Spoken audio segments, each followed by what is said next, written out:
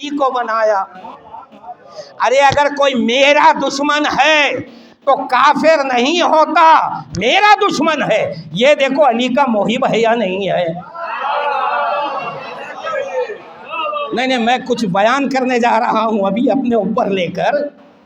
اب اگر کوئی عالم ہے جسے میں پسند کرتا ہوں اور آپ انکار کرتے ہیں اسے یا اسے برا کہتے ہیں، اور میں کہہ رہا ہوں آپ کافر نہیں. علی کی دشمنی کافر بناتی ہے، میری آپ کی دشمنی نہیں.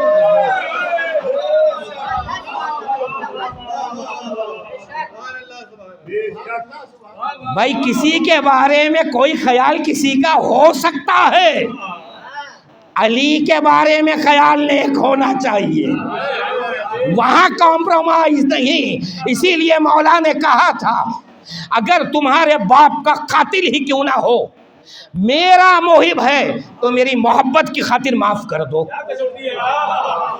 یہ کسوٹی ہے علی. اس قول کو کبھی سمجھا نہیں جاتا حضور. اس قول میں ایمان کا بہت بڑا امتحان ہے. کیا کہا تھا مولا نے؟ تمہارے باپ کا قاتل ہی کیوں نہ ہو. یہ آخری حد ہوتی ہے نفرت کی انسان کے لیے کہ بھائی اگر کسی نے کسی کو قتل کر دیا ہے اور اس کا کوئی بیٹا ہے تو بیٹے کے لیے دنیا میں اگر وہ کسی سے دشمنی کرے گا یا نفرت کرے گا تو اس قاتل سے کرے گا. آخری انتہا کی نفرت ہے. علی کیا کہتے ہیں؟ لیکن دیکھو اگر اس قاتل کے دل میں میری محبت ہے، میری محبت کی خاطر معاف کرو. آپ کہیں گے یہ ایمان کا امتحان کیسے؟ ابھی سمجھاتا ہوں. یہاں کے معاشرے میں یا کسی شہر، کسی بستی، کسی محلے میں آپ تجربے سے گزرے ہیں، ہم بھی گزرے ہیں اور گزرتے رہتے ہیں. محلے میں اگر کوئی ایک بزرگ شخصیت ہو جس کا احترام آپ بھی کرتے ہیں، میں بھی کرتا ہوں، اختلاف ہوا زمین کے مسئلے میں یا کسی مسئلے میں آپ کا میرا، کہا کہ چلو بھائی تسویہ ان کے یہاں کریں گے، حالانکہ وہ معصوم نہیں، وہ اللہ کا ولی نہیں، وہ بھی خطا کار ہے، لیکن ہم سب سے بہتر ہے تو ہم وہاں جاتے ہیں. اور اگر وہ کوئی فیصلہ کر دے جو میرے حق کے خلاف بھی ہو تو قبول کر کے میں نکل جاتا ہوں. کس کے احترام میں؟ اس بزرگ کے احترام میں. پتہ یہ چلا کہ ایک گنہگار انسان غیر معصوم کی عظمت کا اتنا خیال ہے آپ کو، آپ اختلاف کو دور کرتے ہیں، تو اب علی کہہ رہے ہیں میرا کتنا احترام ہونا چاہیے.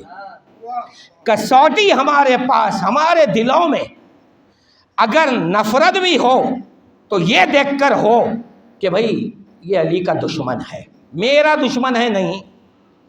اسے کسوٹی بناؤ تو انشاءاللہ یہ حالات بدلیں گے. اور علی کا محب ہے، میرے سے اختلاف رکھتا ہے، کوئی بات نہیں، عزادار ہے، ماتمدار ہے، بھائی ولایت علی کا اقرار کرتا ہے، میں اپنی خطائیں معاف کروں، میرا قصور معاف کروں. اس پر ایک صلوات بھیجے محمد و آل محمد.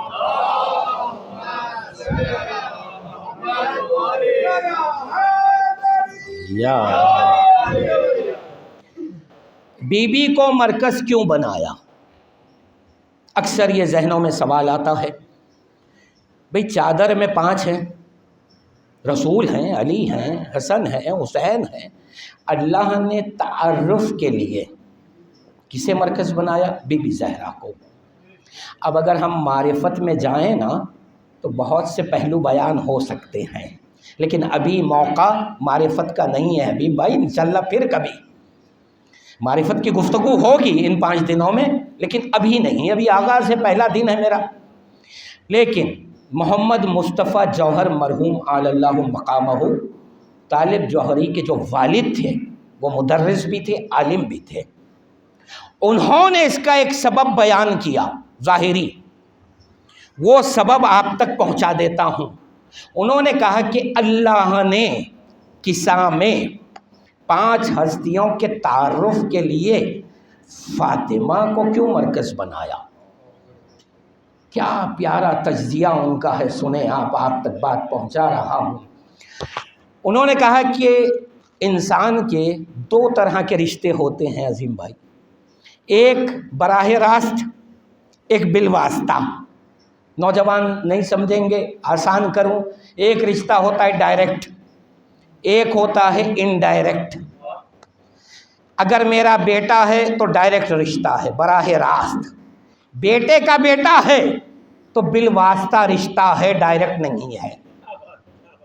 دو طرح کے ہوتے ہیں نا رشتے۔ میری زوجہ ہے تو ڈائریکٹ رشتہ ہے، بالواسطہ نہیں ہے۔ اب انہوں نے یہ کہا کہ اگر محمد کو مرکز بنا لے تو فاطمہ تو براہ راست بیٹی ہے، مگر حسنین کریمین بالواسطہ ہو جائیں گے۔ اچھا علی کو بنا دے مرکز تو علی کے لیے رسول سسرے ہیں، بالواسطہ واحد فاطمہ ہے، چاروں سے رشتہ براہ راست ہے۔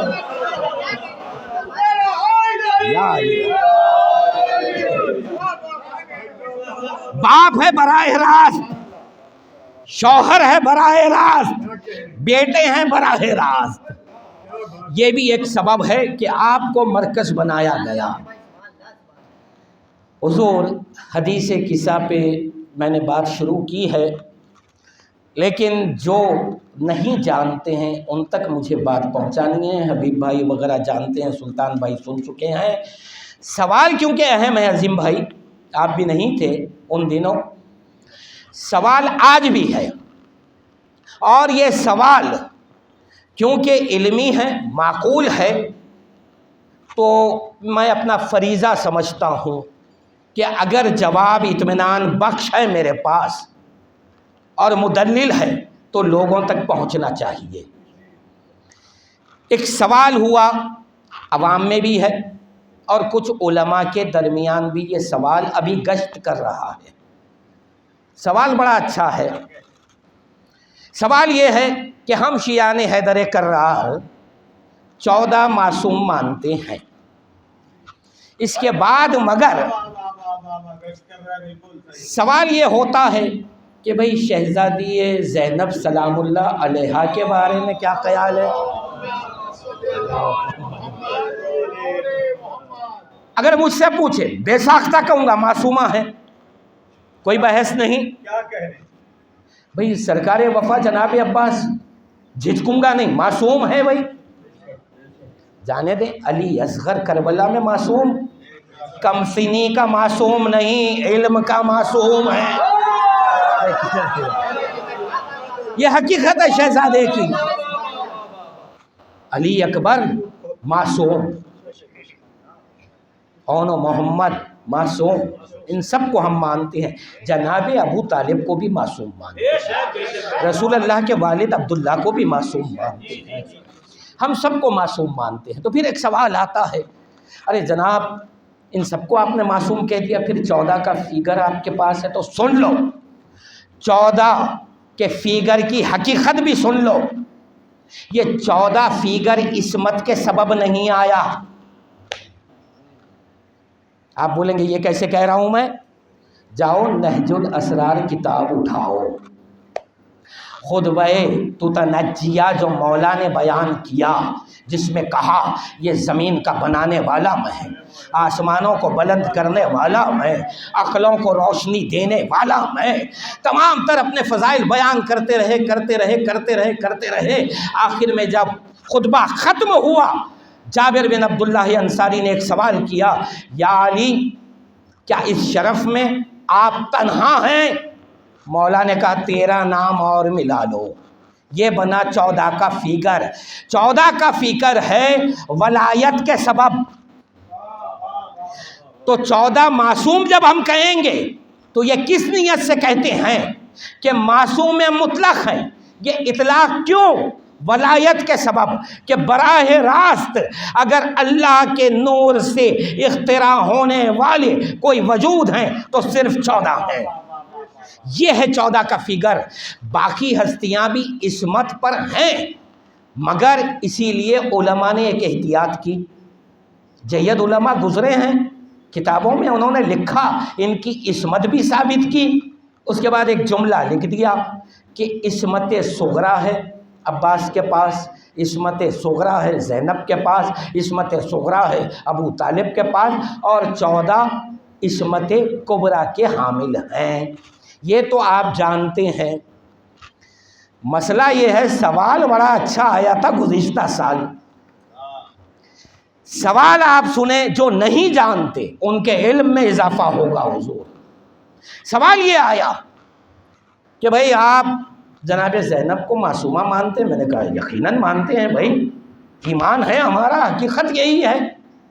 کہا شہزادی ام کلثوم؟ میں نے کہا وہ بھی معصومہ۔ بولے ایک بات کا جواب لا لو۔ انہوں نے کہا حدیث کسا کا واقعہ جب وقوع ہوا 9 ہجری میں، تو اس وقت جناب زینب سلام اللہ علیہ دنیا میں آ چکی ہیں، 3 سال کی موجود ہیں۔ ام کلثوم آ چکی ہیں، 1.5 سال کی موجود ہیں۔ سوال کتنا بڑا تھا عرفان صاحب، غور کر رہے ہیں آپ کہ بھئی حدیث کسا کے واقعے کا انکار آپ نہیں کر سکتے۔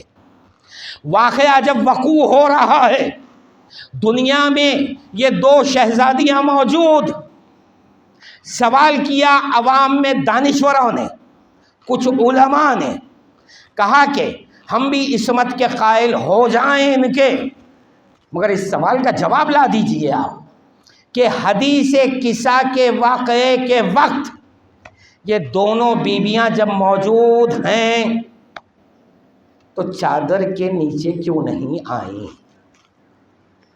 بھئی سناٹا کیوں ہے؟ سوال اہم ہے یا نہیں ہے؟ آپ کا جواب مجھے اطمینان دلائے گا کہ سوال اچھا ہے تو جواب دوں گا۔ جواب کے لیے کبھی نہیں گھبرانا، اس لیے کہ مولا کے حق میں جب بات کرتے ہیں نا تو اللہ مدد کرتا ہے آپ کی، وہ نہ سوچیں آپ۔ اب ایک معرفت کی صلوات پڑھیں تو جواب دوں آپ کو۔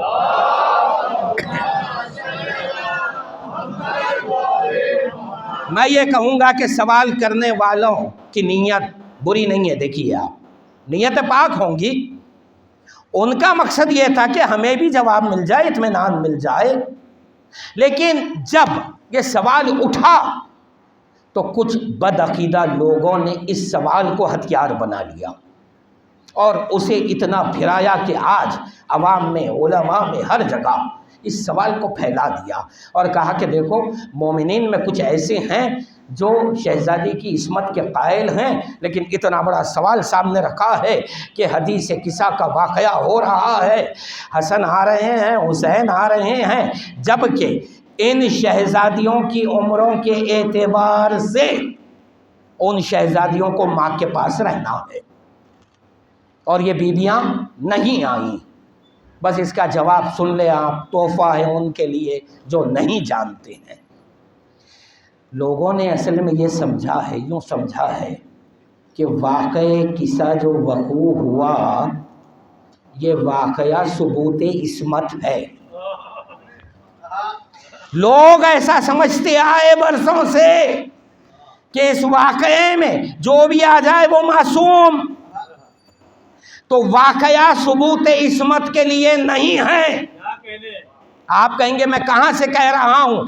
حدیث کسا خود چیخ کر کہہ رہی ہے۔ آپ پڑھتے ہیں نا حدیث کسا، ذرا کبھی غور کریں اس پر کہ جب جبرائیل آئے ہیں، آنے کے بعد السلام کیا کہا، اللہ کا کیا پیغام لایا، کہا انی ما خلقتو، اللہ کہتا ہے میں کچھ نہیں خلق کرتا، نہ یہ زمین، نہ آسمان، نہ سورج، نہ یہ سمندر، کچھ نہیں خلق کرتا، اے اہل بیت نبی تمہاری محبت میں خلق کیا۔ آپ سمجھے کسا میں اللہ عصمت کا تعارف نہیں دے رہا تھا، ان کا تعارف دے رہا ہے جو وجہ تخلیق کائنات ہے۔ نہیں حدیث ابھی دوں گا میں۔ محمد، علی، فاطمہ، حسن، حسین، یہ 5 وہ ہیں جو وجہ تخلیق کائنات ہیں۔ کسا میں اللہ عصمت نہیں ثابت کر رہا تھا، یہ بتا رہا تھا کن کی محبت میں میں نے یہ کائنات بنائی ہے۔ حدیث قدسی آپ کو یاد ہے، اب حدیث قصہ کے یہ جملے سامنے رکھیں اور وہ حدیث قدسی سن لیں۔ اللہ کیا کہتا ہے؟ اے محمد، میں آپ کو خلق نہیں کرتا اگر علی کو خلق کرنا نہیں ہوتا، علی کو خلق نہیں کرتا اگر فاطمہ کو خلق کرنا نہیں ہوتا۔ یہ حدیث یہاں تک رکی نہیں، بہار الانوار میں پوری حدیث موجود ہے۔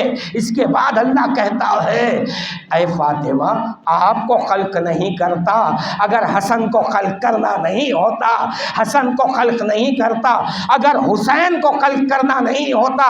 پنجتن پر ختم ہوئی حدیث، حدیث قدسی نے بتا دیا کہ وجہ تخلیق کائنات پنجتن ہے، اور حدیث قصہ میں اللہ نے یہی پیغام بھیجایا کہ جو وجہ تخلیق کائنات ہے ان کو میں جمع کر رہا ہوں۔ یا صلوات بھیجے محمد والے۔ بھائی عصمت مطلقہ کے لیے یا ان ہستیوں کی عصمت کے لیے میں حدیث قصہ کیوں دیکھوں؟ کیا ان کی زندگیاں خود ثبوت عصمت نہیں ہیں؟ ایک نتیجہ دوں گا آج، ذرا توجہ سے سن لینا۔ پہلے ذرا جا کر جو معترض ہیں ان سے ایک سوال تو کر لو آپ، ارے بھائی آپ اعتراض کر رہے ہیں عصمت پر، ذرا اتنا بتا دو معصوم کہتے کس کو ہے؟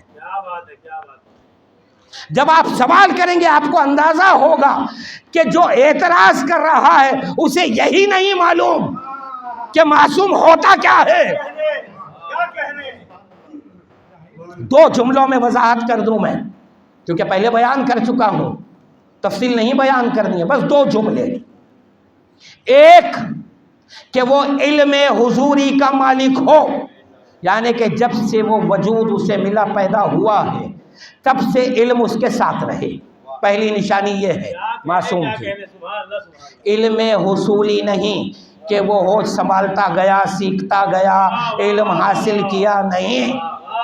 معصوم وہ ہوتا ہے جس کے وجود کے ساتھ علم ہوتا ہے اس میں۔ نہیں، ابھی بات نہیں پہنچی۔ پوری تاریخ اسلام شیعہ تمام کتب اٹھا کر مجھے کوئی روایت لا کے دینا کہ عباس نے کبھی زانو ادب طے کیا ہے حصول علم کے لیے۔ ایک حوالہ، کبھی جناب زینب نے مولا ہی کے سامنے صحیح زانو ادب طے کیا کیا حصول علم کے لیے؟ کوئی واقعہ نہیں ملے گا۔ علی اکبر نے کیا؟ نہیں۔ آؤ کربلا میں ثبوت دے دیا حسین نے۔ 6 مہینے کے بچے سے یہ کہنا تم حجت خدا کے فرزند ہو، اپنی حجت تمام کرو، مولا یہ کس سے کہہ رہے ہیں؟ مولا عمر 6 مہینے کی ہے، حسین کا یہ نادان، ان کے وجود کے ساتھ علم ہوتا ہے، یہ وہ ہستیاں ہیں۔ تو یہ وہ ہستیاں ہیں۔ آؤ اب ایک جملہ کہوں، عصمت پر لوگ ایسا سمجھ بیٹھے ہیں، ہم بھی سمجھتے تھے جب نہیں جانتے تھے کہ بھئی معصوم کہنا یا معصوم ماننا بہت بڑی فضیلت ہے اہل بیت کے لیے۔ آج بھی کچھ لوگوں کا یہی خیال ہے، اسی لیے تو اختلاف ہوتا ہے نا۔ بھئی عباس کو معصوم مانے، ام کلثوم کو معصومہ مان لے، علی اکبر کو معصوم مانے، ایک اختلاف ہوتا ہے نا۔ وجہ کیا ہے؟ کیونکہ یہ سمجھا کہ معصوم ہونا کوئی بڑی فضیلت ہے، تو اختلاف ہوا نا۔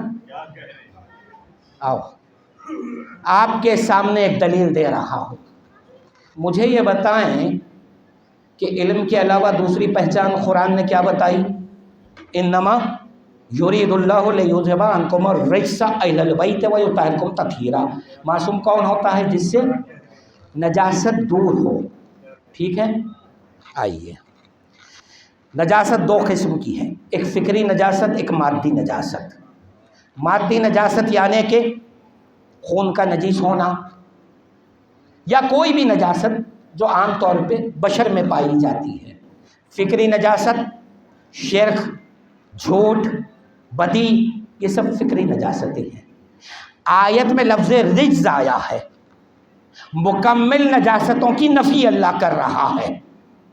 تو اب یہ پتہ چلا کہ بشر کے تقاضے ہیں، بہت توجہ حبیب بھائی، بشر کے یعنی مٹی کے وجود کے کچھ تقاضے ہیں، بنی آدم کے کچھ تقاضے ہیں کہ جو وجود اللہ نے مٹی کا بنایا ہے تو اس مٹی کے وجود کے اپنے تقاضے یہ ہیں کہ کچھ مادی نجاستیں ہوتی ہیں، کچھ فکری نجاستیں ہوتی ہیں۔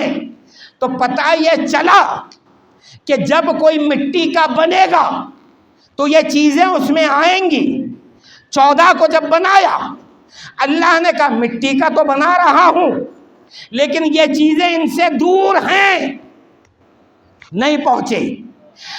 مٹی کا بننے پر یہ ضرورت پڑی نا بھئی، بشری پیکر میں آئے تو ضرورت پڑی کن چیزوں کی نفی کریں کہ بھئی ان کا خون پاک رہے گا، نجیس نہیں، ٹھیک ہے، ان کے بدن میں کوئی نجاست نہیں، فکر میں کوئی نجاست نہیں۔ پتہ یہ چلا کہ اگر مٹی کا وجود بنتا ہے تو اس کے تو تقاضے تھے، محمد و آل محمد جب مٹی کے بنے تو یہ تقاضے رہیں گے نا مٹی میں؟ اللہ نے کہا نہیں، انہیں مٹی کا بنا رہا ہوں لیکن مٹی کے وجود کے جو تقاضے ہیں ان میں نہیں رکھوں گا۔ جب نفی کی تو معصوم کہلائے گئے، نفی کی تو معصوم کہلائے گئے۔ پتہ یہ چلا یہ وہ لوگ ہیں جو اپنی حقیقت سے پست ہو کر بشر بنتے ہیں تو معصوم کہلائے جاتے ہیں۔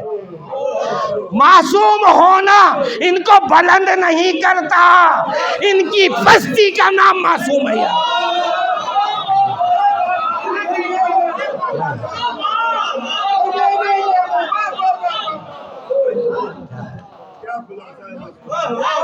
یہ پست ہو جائیں تو معصوم ہیں۔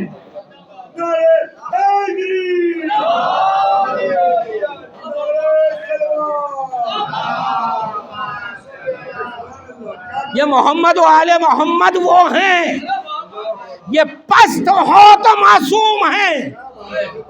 ارے ان کو معصوم ماننا کوئی فضیلت نہیں ہوئی، ان کی پستی کا نام عصمت ہے۔ یہ تو نور کی حقیقت تھی نا، خاکی وجود لے کر آئے ہیں، اب مٹی کے تقاضوں کو دور کرنا تھا تو اللہ نے کہا نہیں معصوم۔ سمجھے اب آپ؟ تو معصوم ہونے پر اتنا اختلاف، ارے یہ کوئی فضیلت کی بات ہی نہیں تھی۔ اب جملہ کہوں فضیلت کس کو کہتے ہیں؟ ان کو معصوم کہنا فضیلت نہیں، یہ تو وہ ہیں جسے چاہیں معصوم بنا دیتے ہیں۔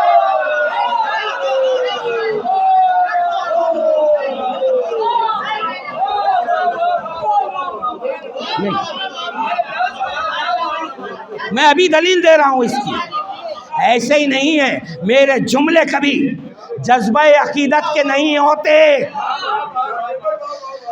ارے یہ وہ ہستیاں پست ہوئیں تو عصمت دینی پڑی اللہ کو کہ بھئی میرے لیے اپنی حقیقت کو تم پست کرتے ہو، جاؤ یہ بشر کے سامنے ان کی ہدایت کے لیے، لیکن نہیں، وہ مٹی کے تقاضے تم میں نہیں رکھوں گا میں۔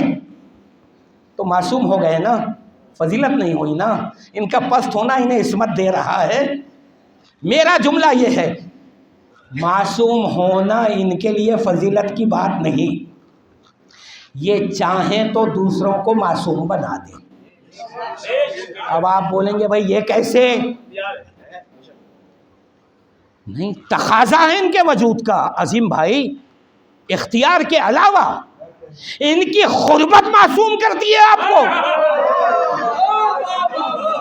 اختیار جتانا ایک الگ چیز ہے بھائی، ان کے وجود میں وہ کمال ہے۔ نہیں ابھی کچھ نہیں پہنچے ہیں، آؤ پوری تاریخیں اٹھاؤ، جب تک فضا اپنے قبیلے میں تھی عورتوں کے وہ تقاضے فضا میں تھے، جب در علی پر آ گئی فاطمہ کے گھر میں قدم رکھا نجاست دور ہو گئی بدن سے، پتہ یہ چلا جو ان کے گھر میں داخل ہو جائے وہ معصوم ہو جاتا ہے۔ حقیقت ہے حضور. معرفت کی صلوات پڑھیں حضور.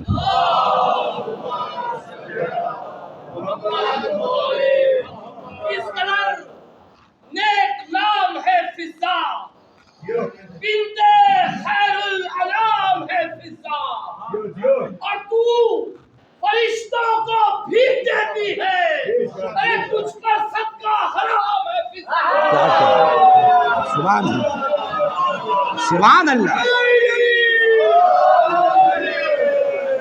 یہ حقیقت ہے. جب تک اہل بیت سے دور تھی فضا تو ایک عام عورت تھی.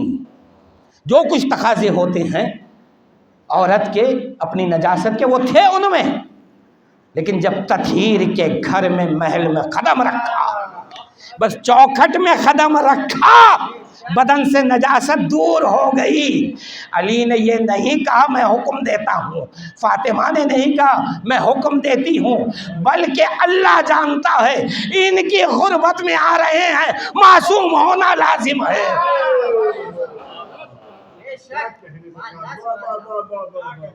1949 کا واقعہ ہے نا، محسن الحکیم تباہی کے دور کا، کہ انگریزوں کا ایک وفد آیا تھا عراق محسن الحکیم تباہی سے ملاقات کے لیے. تو انہوں نے نجف اشرف، روضہ شاہ نجف کی تعریف میں یہ جملہ کہا تھا.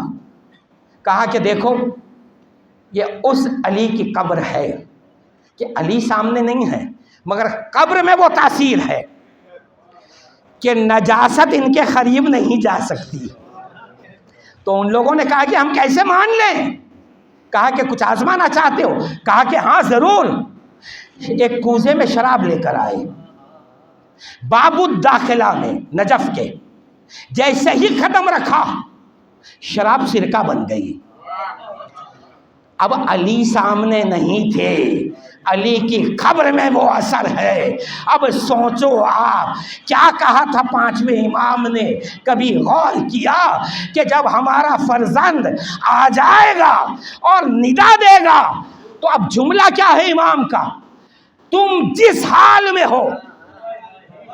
نہیں غور کیا امام کا اتنا مشہور خطبہ، تم جس حال میں ہو امام کی آواز کی طرف قدم بڑھا دینا، وہ ہمارا فرزند تمہیں قریب بلا لے گا. میں کہوں مولا اب حالت جنوب میں اگر ہوں میں، ابھی غسل لینا ہے مجھے، امام کہیں گے نادان غسل کے لیے تاخیر کرے گا تو جہنمی ہو جائے گا، فکر نہ کر عصمت کی غربت تجھے پاک کر دے گی. ایک سلوات معرفت کی پڑھے ہیں. بس اسی حدیث قصہ کے حوالے سے ایک سبب سے یہ نقطہ بیان کیا ہوا ہے، لیکن ایک سبب سے میں بیان کر رہا ہوں. الحمدللہ شکران. اور بھائی یہ نقطہ امتیاز بھائی خاص طور پہ آپ سنے ہوئے ہیں پھر بھی بیان کر رہا ہوں. عظیم بھائی ایک تقاضا ہے، وہ نقطہ یہ ہے حدیث قصہ کو ذہن میں رکھیں، اور میں جب کبھی آل نبی کے فضائل یا کوئی نقطہ پیش کروں تو قرآن کی کوئی نہ کوئی آیت سے مدد ضرور لیتا ہوں. سورہ بقرہ کی یہ آیت کئی بار آپ نے سنی ہے، جب اللہ رب العزت نے یہ کہا انی جاعل فی الارض خلیفہ، میں زمین پر خلیفہ بنا رہا ہوں. فرشتوں نے کیا کہا؟ جواب آیت میں موجود، یسفک الدماء. نوجوانوں ذرا توجہ سے سننا کہ قرآن میں آیتوں میں نہیں لفظوں میں اہل بیت کے فضائل ہیں. لفظ کیا آیا؟ یسفک الدماء.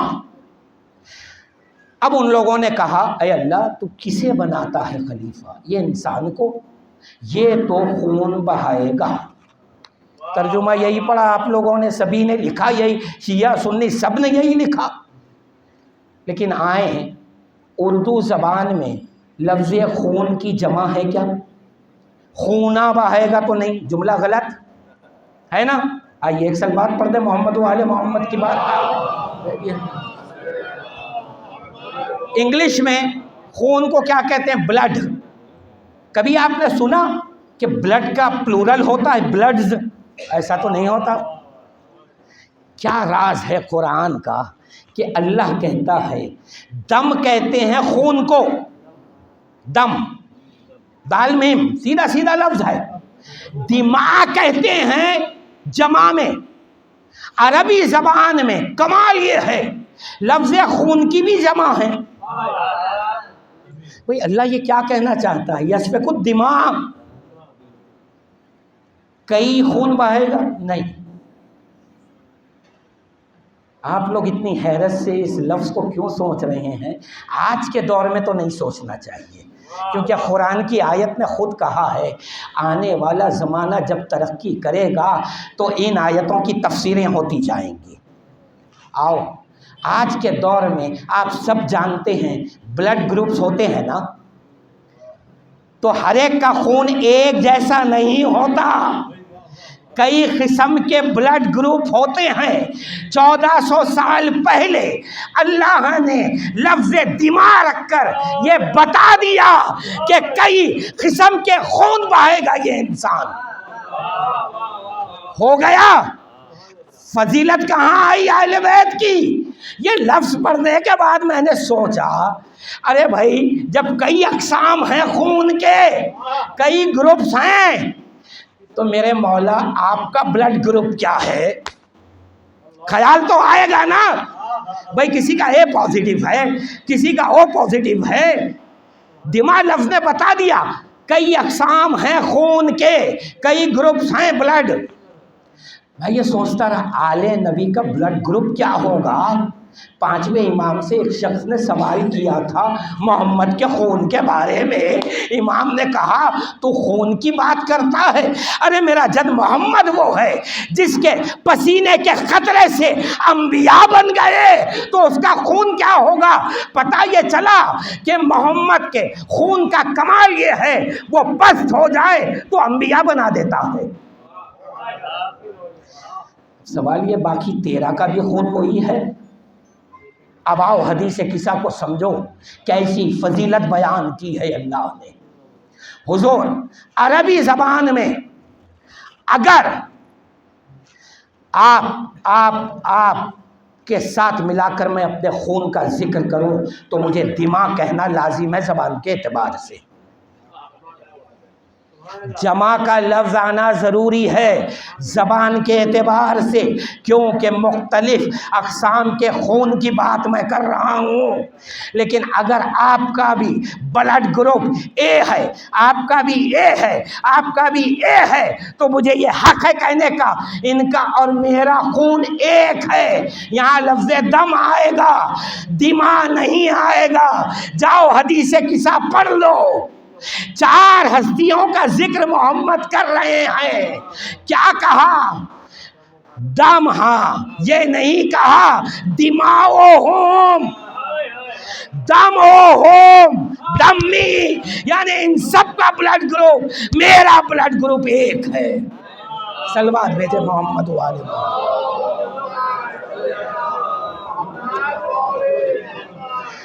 یہ حقائق ہیں قرآن کے جہاں آل نبی نظر آتے ہیں. حضور حدیث قصہ پر انشاءاللہ کل پھر گفتگو رہے گی. آج تو مجلس تاخیر سے شروع ہوئی، 9:30 بجے میں ممبر پہ بیٹھا، 10-20 ہو چکے ہیں. انشاءاللہ کل ہماری گفتگو حدیث قصہ سے شروع ہو کر اور ہم آئے تطہیر پر انشاءاللہ عظیم بھائی ایک نیا پہلو ہم دیکھیں گے. اور بہت بڑے سوال کا جواب روایتوں سے نہیں، تاریخ سے نہیں، سنی شیعہ کتابوں سے نہیں، قرآن سے، آیت سے، اسی آیت سے جس میں تطہیر کا ذکر آیا ہے اسی سے ایک جواب دوں گا.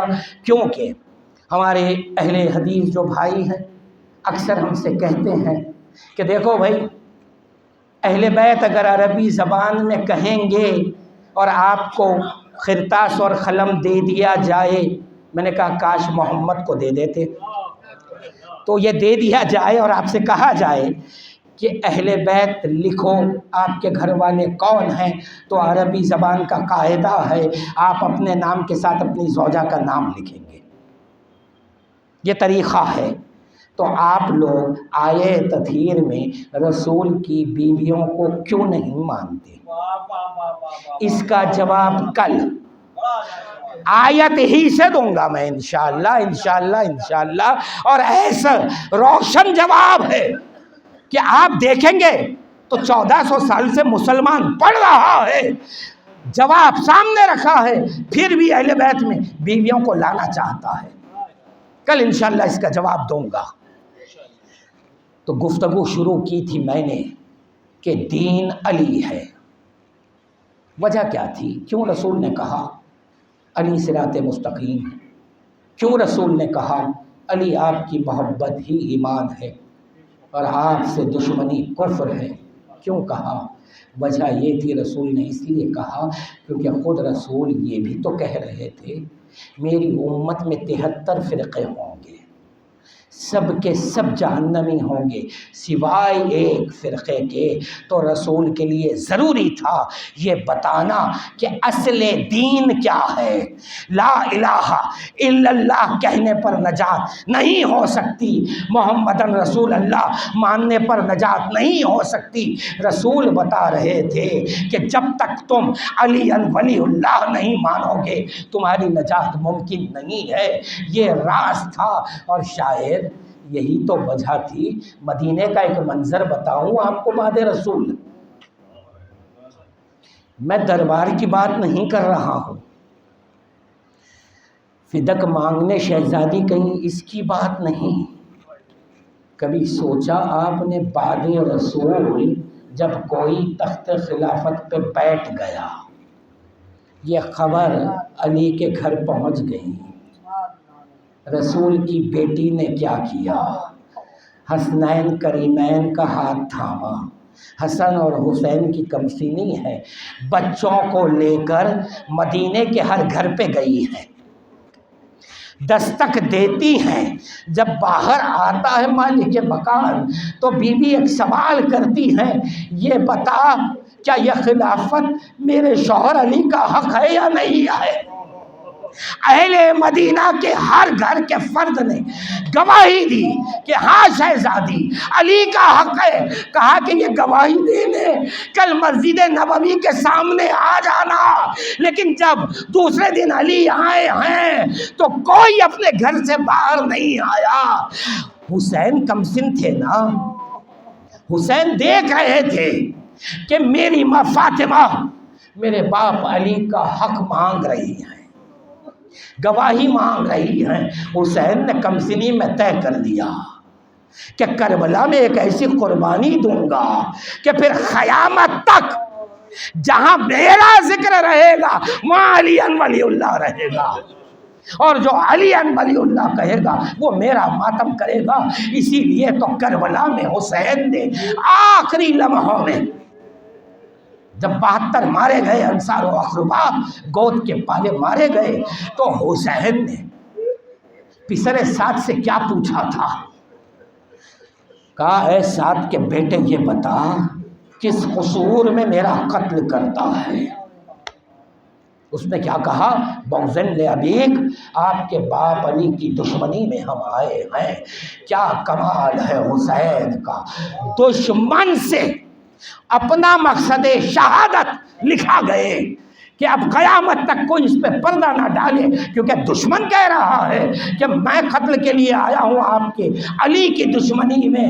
پتہ یہ چلا کہ حسین نے جو قربانی دی ہے وہ صرف ولایت امیر المومنین کے لیے دی ہے۔ انشاءاللہ کل یہ بات بھی قرآن سے ثابت کروں گا کہ کربلا صرف اور صرف ولایت امیر المومنین کی جنگ ہے۔ جب پوچھا حسین نے تو اس نے کیا کہا؟ علی کی دشمنی میں آئے ہیں نا۔ میں کہوں اب بھی جھوٹ کہہ رہا ہے تو، اے سعد کے بیٹے اب بھی جھوٹ کہہ رہا ہے تو۔ کیوں؟ کیونکہ علی سے بھلا کوئی دشمنی کیوں کرے گا؟ علی تو اس ہستی کا نام ہے کہ جو اپنے قاتل کو شربت پلاتے ہیں۔ دشمنوں کی مدد کی علی نے، ہر ایک کے کام آئے ہیں۔ پھر راز کیا ہے؟ راز یہ ہے کہ اعلان غدیر کی دشمنی ہے۔ پتہ یہ چلا کہ علی کے نام پر محمد کی دشمنی نکالی جا رہی ہے۔ کیا کیا ان ظالموں نے؟ جب پوچھ لیا، حسین نے لکھوا دیا تاریخ میں کہ دیکھو میری قربانی کا مقصد کیا ہے، یہ لوگ کیوں آئے ہیں میرے قتل کے لیے۔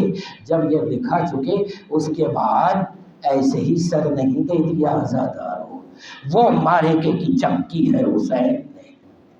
تاریخیں بیان کرتی ہیں، اہل سنت کی تاریخ بیان کرتی ہے کہ حسین گھوڑے پر بیٹھے ہیں، پسر سعد سے کہا کہ اب تک جو جنگ ہوئی ہو گئی، کم از کم جنگ کے اصولوں میں سے ایک اصول یہ ہے کہ ایک سے ایک لڑے، کیا تو راضی ہے اس بات سے؟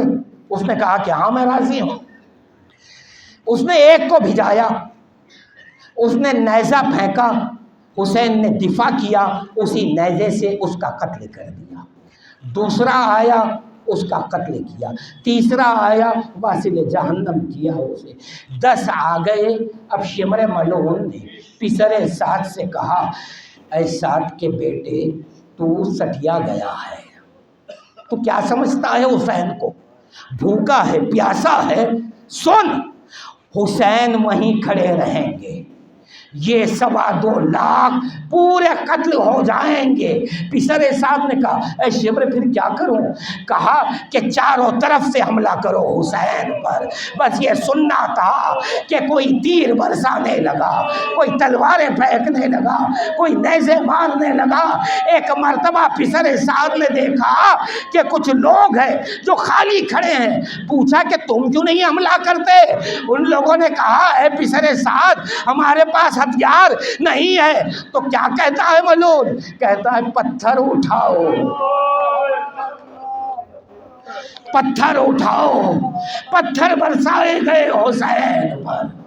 بس ایک جملے پر تقریر تمام کروں، جو لوگ کربلا گئے ہیں نا، جو گئے ہیں کربلا، انہوں نے دائمی طرف زیارت کا ایک فقرہ ضرور پڑھا ہوگا۔ حسین کو ایک سلام کرتے ہیں، کیا کہہ کر کرتے ہیں؟ السلام علیکہ یا قتیل التاخیر۔ اللہ اکبر، اللہ اکبر۔ آپ کہتے ہیں سلام ہو آپ پر جسے دیر سے قتل کیا گیا نہیں، دیر تک قتل کیا گیا۔ آپ نے کیا سنا آزادہ؟ دیر تک قتل کیا گیا۔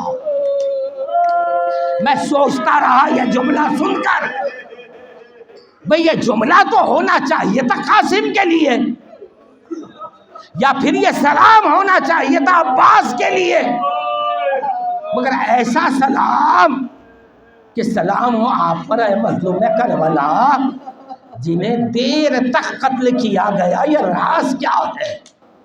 تو ایک واقعہ ملا، سنے آپ۔ علامہ ہلی کے شاگرد مقتل لکھ رہے تھے، ایک مرتبہ آئے شیخ کے پاس اور کہا کہ علامہ میں مقتل لکھ رہا ہوں، ایک بات سمجھ میں نہیں آتی، حسین کی شہادت کی 2 روایتیں مل رہی ہیں۔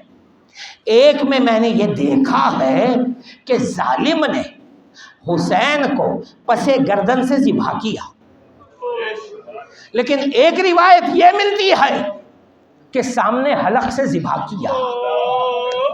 آخر دونوں میں صحیح روایت کون سی ہے؟ یہ سننا تھا۔ علامہ ہلی کے ہاتھ سے کتاب چھوٹی، امامہ اتارا، سر کو پیٹا اور کہا سن دونوں روایتیں صحیح ہیں۔ کہا وہ کیسے؟ کہا کہ کبھی ظالم حسین کو پیٹ کے بل لٹا کر حلق پہ وار کرتا اور کبھی سینے کے بل لٹاتا، پسے گردن مارتا۔ یہی وہ سلام ہے، السلام علیکہ یا قتیل التاخیر۔ الا لعنۃ اللہ علی قوم الظالمین، وسیعلم الذین ظلموا ای منقلب ینقلبون۔ ماتم حسین.